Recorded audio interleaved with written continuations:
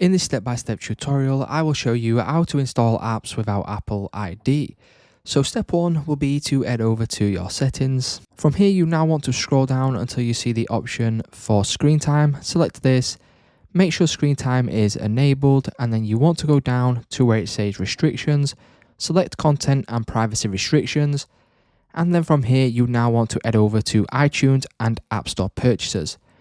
Click on this right here. You then want to go ahead and make sure you select don't require, and then the next step will be to head on back, and now what we need to do is go back to the top of our settings.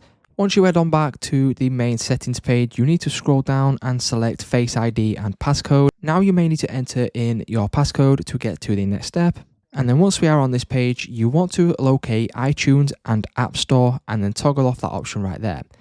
Once we do this, what we will then be able to do is head on back, open up our App Store, and then you can now search for any game that you wish. So for example, I will choose this game right here, just for an example. Click on Get, and then as you can see, you will no longer need a password to be able to download this.